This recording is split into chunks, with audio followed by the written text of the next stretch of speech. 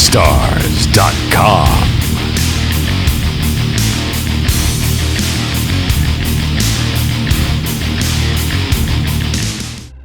Yo, what's going on, guys? Another podcast here. I haven't done one of these in a while. I apologize.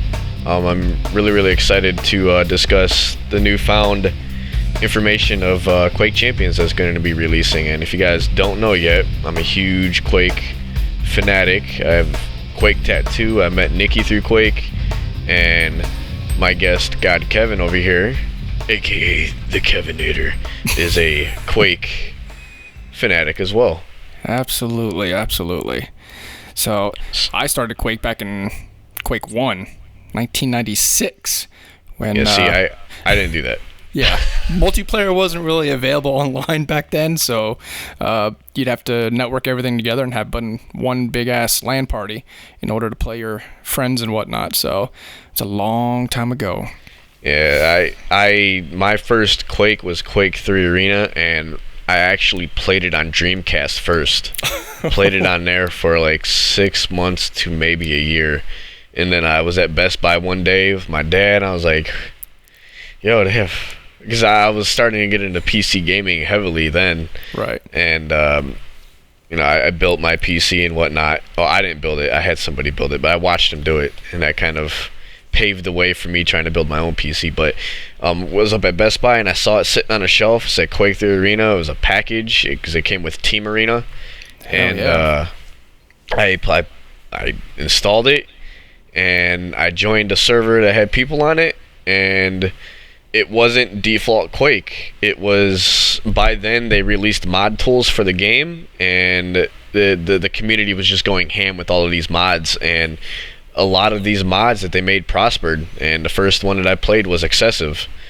And wow. It just made all of the weapons overpowered. You started off with all the weapons. There were no power-ups except for the quad damage and haste and health regen and stuff. Right. But you started off with everything, 200 health, full armor, all of that shit. And there was a competitive scene for it on multiple websites, mainly ProvingGrounds.com, which is what I competed on for in Excessive. And wow. From then on, I played a bunch of different mods. And I remember Proving Grounds too, man.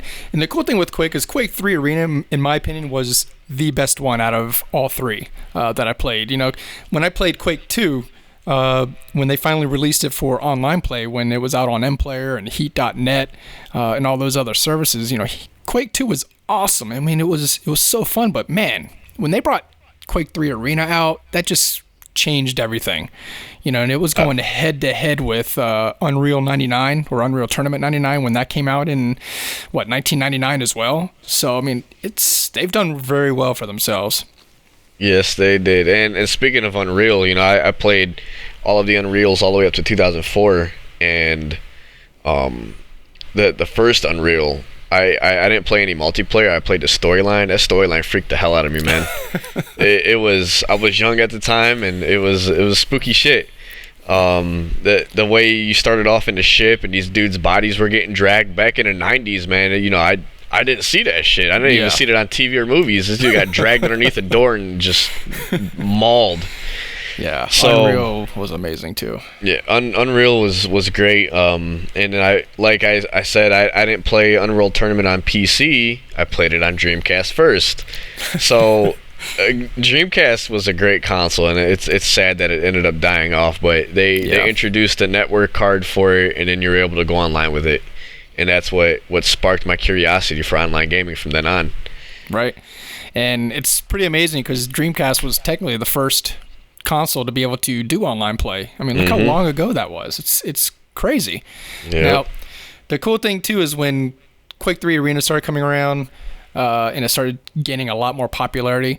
That because I went to QuakeCon about 3 times in my lifetime, and it was probably the most awesome experience as far as these huge events, because QuakeCon's a huge thing. I mean, every year they hold one of these, and being able to see people like John Wendell, or AKA Fatality, play, his confidence level is so high, nobody could kill him. I mean, the guy's is amazing. They had challenges there where they allow anybody from the public to come in there and try to at least get one frag on Fatality.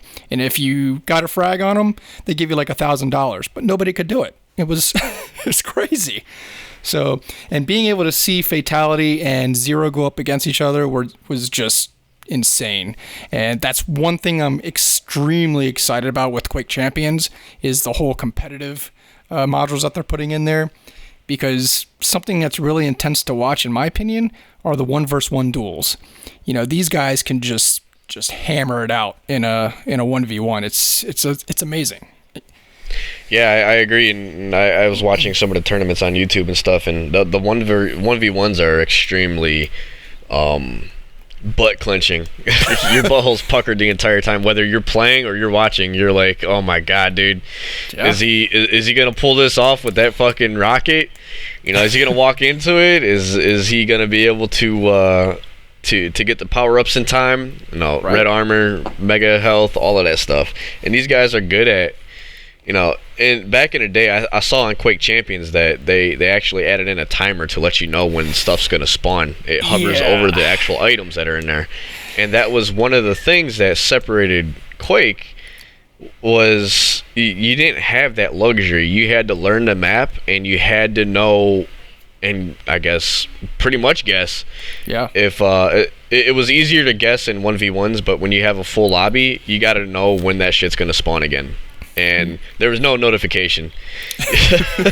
You had to pretty much either whiff it or be really, really, really, really good. Yeah, and those guys listen to the sounds. And those guys that played competitively, they memorized those times too. They knew exactly when they were coming out. Like when they play campgrounds, you know, those guys just, whoever gets that, let's say mega health and all that first, or the red armor, they know that time they got it. So if you can control that, you pretty much got that game.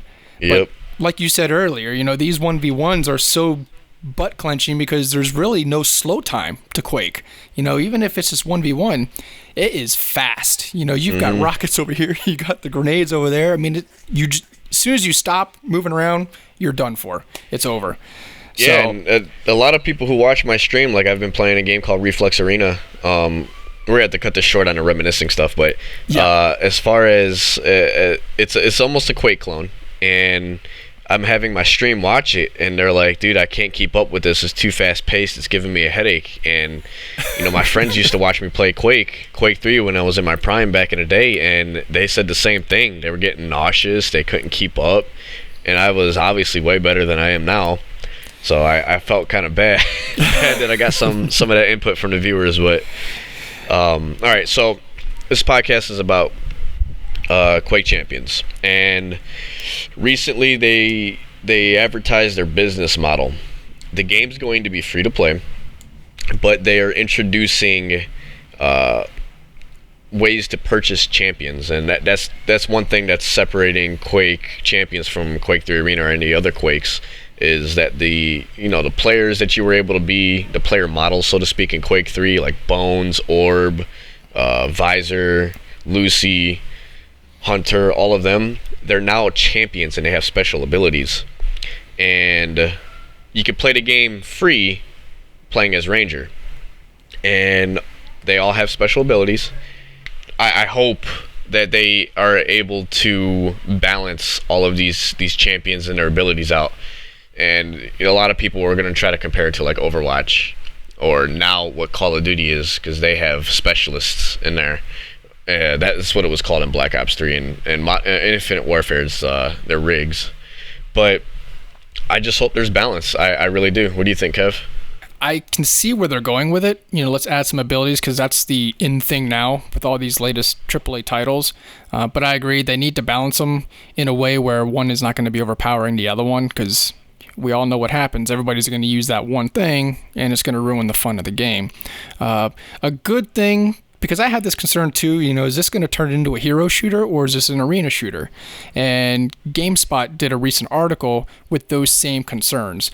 And luckily they came out, were able to test the game at PAX East, and they did an article saying it definitely, or by having those abilities, it definitely did not make it a hero shooter, and it was definitely an arena style shooter. So that gives a little bit of a reassurance to me that, you know, we're going to expect a true Quake game. So, but I agree, balance is definitely something that needs to happen.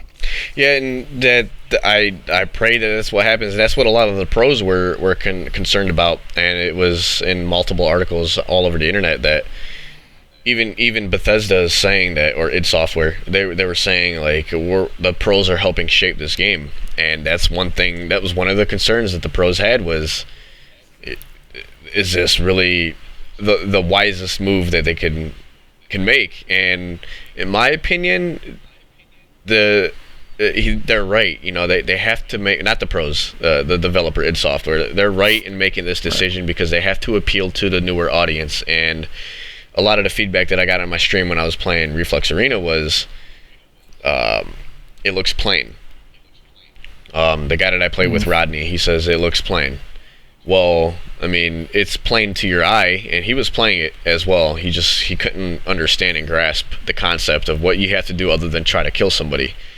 Right. But I think adding in this champion thing is going to add a nice little learning curve to the game.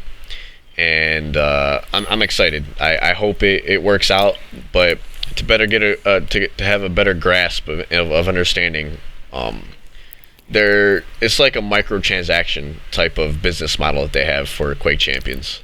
So it's great that it's free to play, but there's multiple ways you can attain these. Well, I think there's only 2 ways actually that I know of so far to obtain these champions. Is one, there's in-game currency, which I think it's called Favor, that you're able to rent, so to speak, a champion for however long. They haven't given us a time frame to try out the champion, and if you like it, maybe it'll woo you to purchase the champion itself. Me personally, I'm buying the whole damn pack. Same here. Same here. here. The game's free, but I'm purchasing all the champions. I don't care. You are too? The other thing too is it has to have anti-cheat. You know, they can't pull a Call of Duty Infinite Warfare on PC where there's 0 anti-cheat until later. We're in the 5th or 6th month now of the game, and they just finally put it in. Mm-hmm. You know, they've got to have something from the start. If it was up to me, they need to put in something like Fair Fight, because when you're caught by Fair Fight, it's an immediate boot, but they hardware ban your ass. It's not this stupid little IP ban. I mean, they ban the hardware in your system, so you can't get back on. You know, they really need to hit it hard, because, you know, what ruined a lot of those older games back in the past online was, you know, the aimbots, and those things are ruthless in a Quake-style game. It's not like it is in COD. That's what will hinder almost any PC community is the cheating, and that's the nature of PC gaming. That's what you guys witness when I stream, when you guys see my YouTube videos of the chat firing up thinking that I'm cheating. You know, I don't blame them. There's a lot of them out there. It's bad. Yeah. And I hope that they implement something nice, because back in the day it was Punkbuster, and it did its job to an extent. I mean, it was probably the best one that they had out at the time. Right. But there were still ways to get around it. And nothing's perfect, but if they have any chance of making this game last in any way, shape, or form, it has to have some type of anti-cheat that is updated constantly. Don't rely on VAC. I don't know if this game's going to release on Steam through there. If they decide to try to use VAC, it's not going to last. Oh, it's over. Yep. Yeah. I mean, VAC has, in my opinion, a poor reputation as far as anti-cheat, but I mean, I don't know the ins and outs of it, but I do know from experience with Fair Fight that it is 100% probably the best anti-cheat out there, because that cheat subscription model that they got going on, where you pay a certain amount a month and you get constantly updated advanced hacks for these games. I mean, these things are hacked during betas, and it's probably what's going to happen during Quake Champions. As soon as it comes out on beta, somebody's going to hack the shit out of it, and I hope to God that they are on top of it to, you know, put a stop to it, because, you know, like I said in our last podcast, that was one of the main reasons why I left PC, is because it was just so much of it going on. But now I'm transitioning back to PC because of Quake. Yep. That was my love game, where I started just like you. So that definitely needs to happen. That's another reason why I went back to PC. It was hearing news of that releasing, and it was like, all right, I'm making a permanent shift back to PC now. Did you guys know I was on console for a good 5 years providing you guys entertainment? And man, oh man, it feels good to be back, but at the same time, you guys are expecting high quality gameplays from me, especially when I play Call of Duty. And a lot of you guys don't understand. I'm playing wall hackers daily. I'm playing hackers daily. I'm still dropping nukes, sometimes on them, but it's a lot harder. And not even if there were no hackers, the consistency is a lot harder to obtain. Just because you don't have a crutch, no aim assist. It's all you 100%. So if you're having an off day, you're kind of fucked. Yeah, and as far as the dropping nukes on hackers, I've never seen it happen other than from your stream, so kudos to that. That's the funniest thing ever.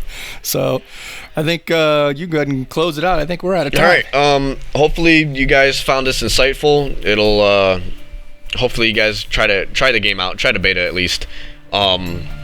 Leave some comments down.